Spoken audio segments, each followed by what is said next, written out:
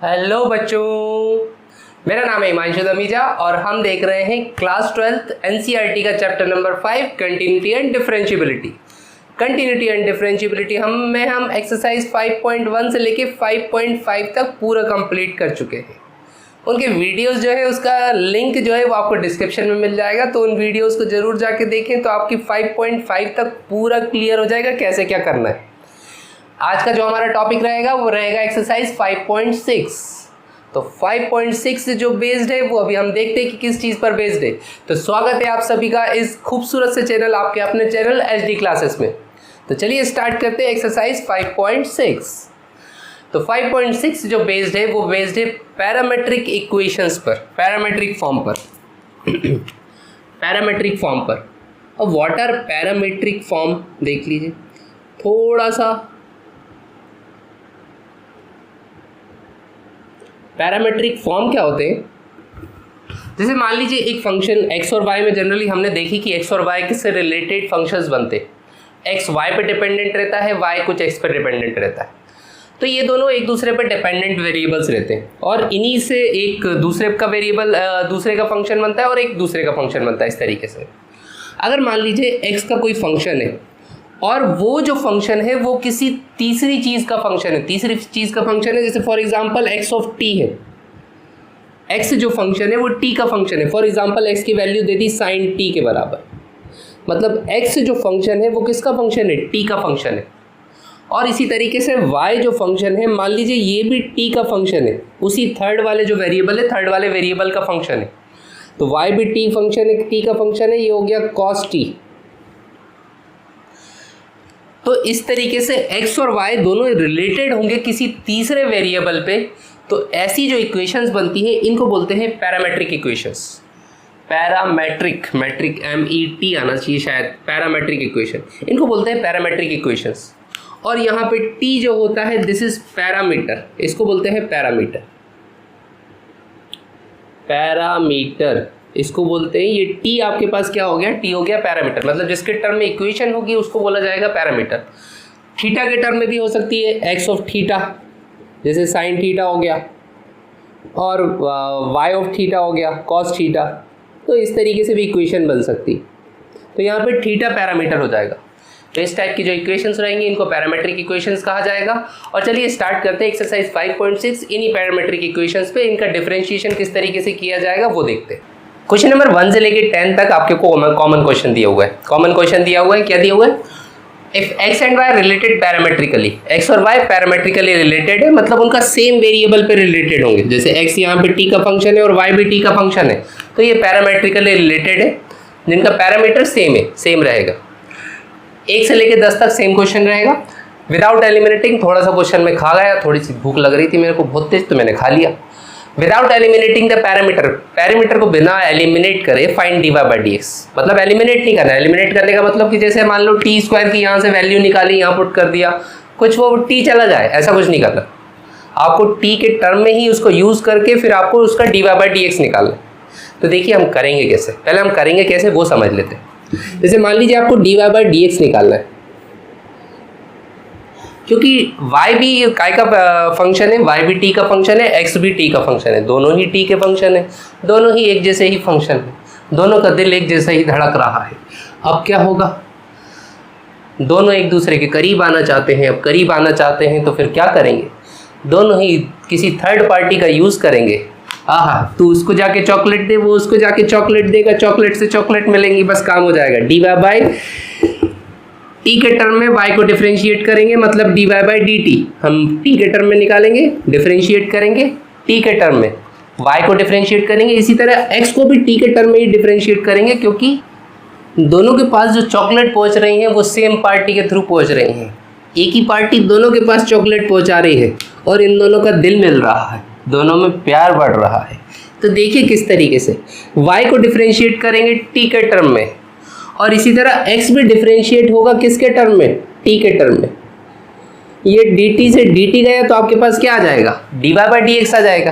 तो हम dx by dt निकालेंगे और dy बाई dt, मतलब दोनों को ही डिफरेंशिएट करेंगे विथ रिस्पेक्ट टू t, और जब वो डिफरेंशिएट आ जाएगा तो इस तरीके से हम डिवाइड कर देंगे तो हमारा काम हो जाएगा। चलिए कर देते हैं। तो डिफरेंशिएट कर देते हैं बोथ विथ रिस्पेक्ट टू, किसके रिस्पेक्ट में, टी के रिस्पेक्ट। जो भी इनका कॉमन वेरिएबल होगा उसके टर्म में डिफरेंशिएट कर देंगे। तो सबसे पहले हम x को करें, x इज इक्वल टू कितना है 2a टी स्क्वायर के बराबर।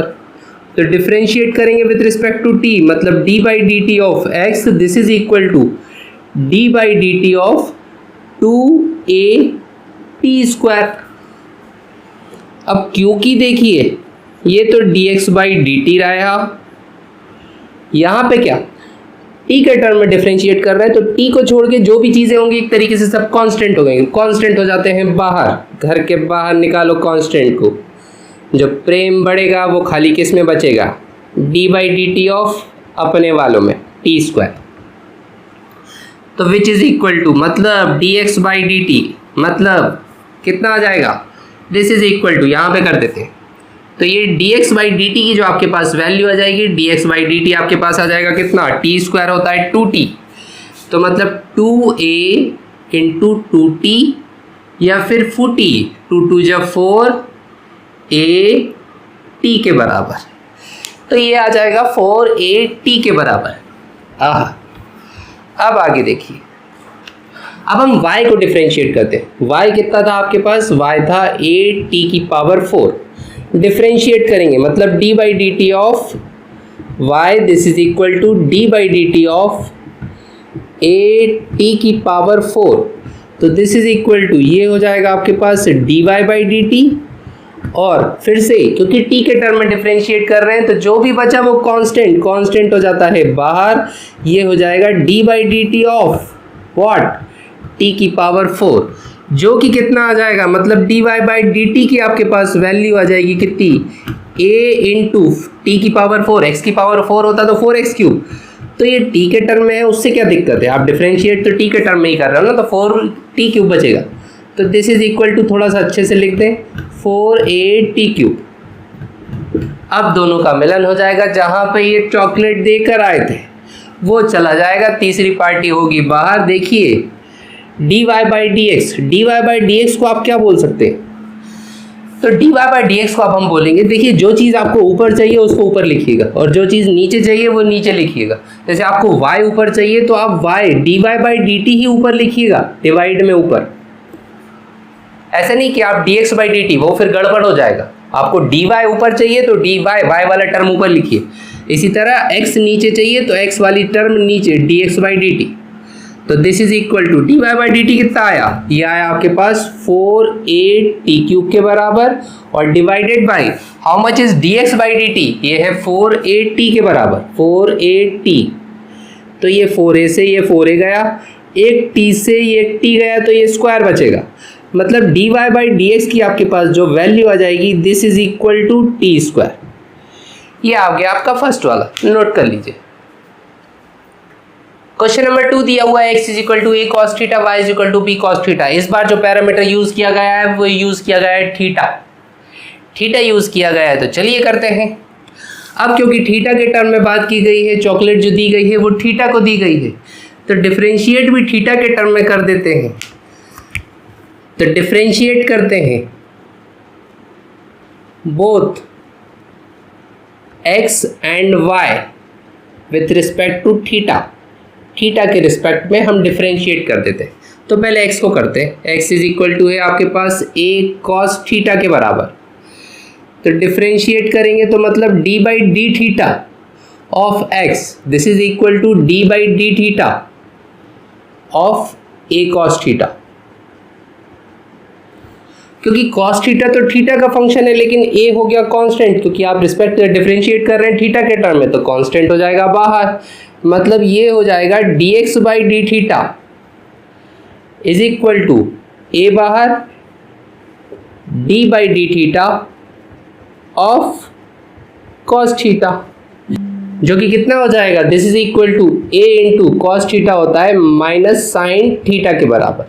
तो ये आ गया आपके पास dx बाई डी थीटा की वैल्यू। इसी तरह y को देखिए, y कितना था आपके पास, y था आपके पास b cos थीटा के बराबर। तो चलिए डिफरेंशिएट करते हैं इसको भी।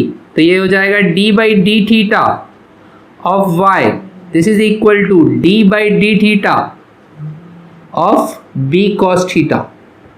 ओके, अब देखिए फिर से b कांस्टेंट हो जाएगा क्योंकि थीटा के रिस्पेक्ट में डिफरेंशिएट कर रहे हैं, मतलब D Y by D theta, D Y by D theta की वैल्यू कितनी आ जाएगी, b बाहर D by D theta of cos theta, और फिर से कॉस का डिफरेंशिएशन कितना होता है, माइनस साइन, और फिर ये ना बोल बैठना कि डी थीटा का differentiation D theta by D x, नहीं, वो तब होता है जब हम x के रिस्पेक्ट में डिफरेंशिएट कर रहे हैं।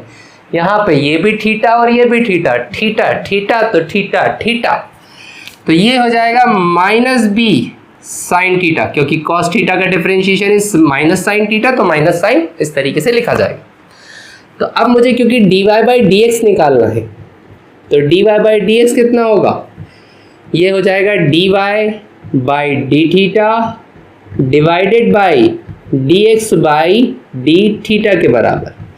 तो this is equal to D Y by D theta कितना है, D Y by D theta आपके पास ये है माइनस बी साइन थीटा के बराबर, और how much is D X by D theta, D X by D theta आपके पास है माइनस ए साइन थीटा के बराबर। तो ये गया साइन थीटा से साइन थीटा, बीच वाले का पत्ता ही साफ कर दिया। पिछली बार तो बीच वाले ने जुगाड़ लगा ली थी, अपनी सेटिंग बिठा ली थी दोनों के बीच में, लेकिन इस बार नहीं बच पाया, b से माइनस गया, ये तो खाली बचेगा b अपॉन a, इनका रिश्ता पक्का हुआ समझो। Next question,